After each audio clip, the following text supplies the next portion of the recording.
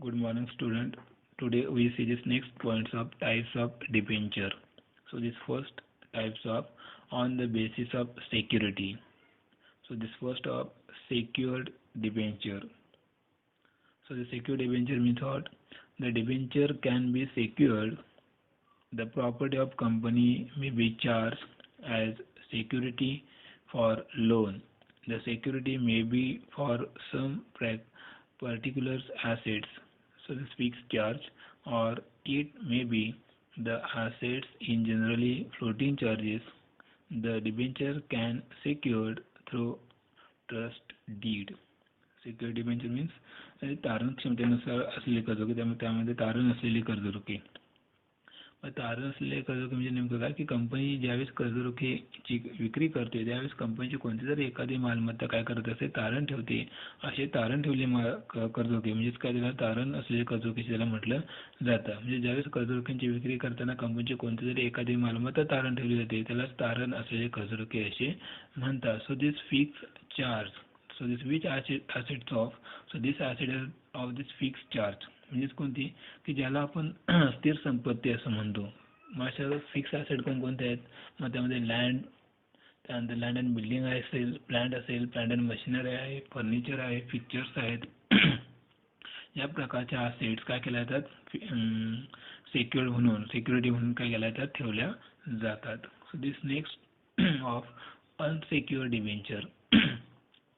There are the debenture can have no security. The issue of unsecured debenture is now prohibited by the Companies Act 2013. आता unsecured debenture म्हणजे तारण नसलेली कर्जरोखे की ज्या कर्जरोख्यांची विक्री करताना कंपनीने कुठल्याही प्रकारची मालमत्ता तारण ठेवलेली नसेल अशा कर्जरोख्यांना तारण नसलेले कर्जरोखे असे म्हणतात. So this next of on the basis of transfer, हे हस्तांतरणानुसार कोणते कर्जरोखे आहेत तर त्यामध्ये सांगितले. Next registered debenture. Registered debenture are those debentures on which the name of holder are recorded. A company may mention register of debenture holders in which the name, address and particulars of holding of debenture holders are entered. The transfer of registered debenture required to execution of regular transfer deed.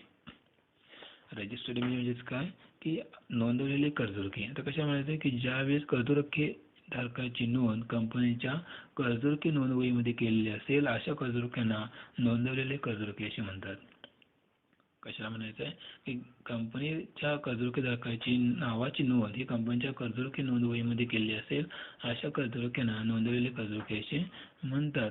तर त्याच्यामध्ये म्हणजे कंपनीची काही कर्जरोखे नोंदवही आहे त्या नोंदवहीमध्ये त्या कर्जरोखे धारकाचे नाव, त्याचा पूर्ण पत्ता, त्याचबरोबर त्याने धारण केलेल्या कर्जरोख्यांची काही संख्या आहे त्याची नोंद या कर्जरोखे नोंदवहीमध्ये केलेली असते.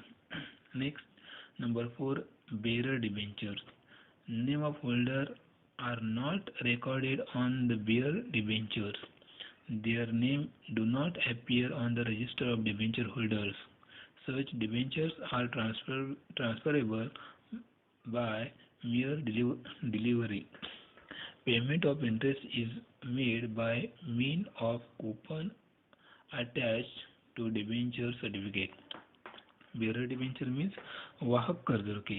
आता वाहक म्हणजे जे काही नोंदवलेले कर्जरोख्याच्या बरोबर उलट वाहक कर्जरोखे म्हणजे काय की ज्या कर्जरोख्याची नोंद कर्जरोखे नोंदवहीमध्ये केलेली नसते, कर्जरोखे नोंदवहीमध्ये केलेली नसते अशा कर्जरोख्याला वाहक कर्जरोखे असे म्हणतात.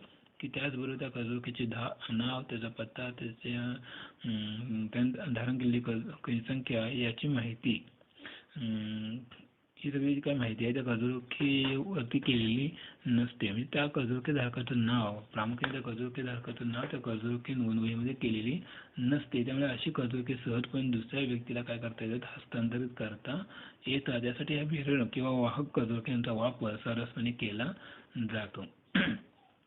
Next points of redeemable debentures.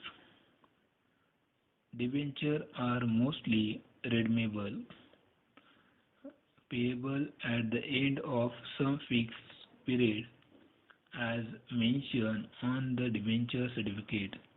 Repayment can be made at fixed date at the end of specific period or by installment during the lifetime of the company. The provision of repayment is normally made in trust deed. Redeemable debentures means परतफेडीचे कर्जरोखे. कशा म्हणायचे की ज्या कर्जरोख्यांची परतफेड ठराविक कालावधीनंतर केली जाते, ज्या कर्जरोख्यांची परतफेड ठराविक कालावधीनंतर केली जाते त्यालाच परतफेडीचे कर्जरोखे असे म्हणतात. की कंपनीचा काही ट्रस्टी डीड आहे, जो काही करार केलेला आहे त्या करारानुसार त्या कर्जरोख्यांची परतफेड केली जाते. मग त्यासाठी ठराविक कालावधी ठरला असतो, मग तो 5 वर्ष असेल, 2 वर्षाचा असेल, जो काही ठरलेला कालावधी असेल त्या कालावधीमध्ये त्या कर्जरोख्यांची काय करायची परतफेड करायची आहे. Next point is redeemable debentures. These kinds of debentures are not repayable during lifetime of the company. They are repayable only after the liquidations of the company or when there is breach of any conditions or when some conditions arise. Irredeemable debenture म्हणजे काय, न परतफेडीचे कर्जरोखे की ज्या कर्जरोख्यांची परतफेड कंपनीचं अस्तित्व असेपर्यंत केली जात नाही. ज्या कर्जरोख्यांची परतफेड ही कंपनीचे अस्तित्व असेपर्यंत केली जात नाही अशा कर्जरोख्यांना काय म्हटलं जातं की न परतफेडीचे कर्जरोखे असं म्हटलं जातं. So this next points of convertible debentures. Convertible debentures given right to holders can convert them into equity shares after a specific period of time. Such right is mentioned in the debentures certificate. The issues of convertible debentures must be approved by special resolutions in general meeting before they are issued to public. These debentures are advantageous for the holders because of these convergence rights. Convertible debenture holders is entitled to equity shares at the rate lower than market value. Convertible means परिवर्तनीय. ज्या कर्जरोख्यांचे परिवर्तन ठराविक कालावधीनंतरला समहक्क भागांमध्ये होतं अशा कर्जरोख्यांना परिवर्तनीय कर्जरोखे असे म्हणतात. ज्या कर्जरोख्यांचं परिवर्तन ठराविक कालावधीनंतरला समहक्क भागांमध्ये केलं जातं अशा कर्जरोख्यांना कन्व्हर्टेबल किंवा परिवर्तनीय कर्जरोखे असे म्हटलं जातं. And the last are next non convertible debentures. Non-convertible debentures are not convertible into equity shares on maturity. These debentures are redeemed on maturity date. अपरिवर्तनीय कर्जरोखे म्हणजेच काय, ज्या कर्जरोख्यांचं परिवर्तन एखाद्या ठराविक कालावधीनंतरला समहक्क भागांमध्ये केलं जात नाही अशा कर्जरोख्यांना अपरिवर्तनीय कर्जरोखे असं म्हटलं जातं. थँक्यू.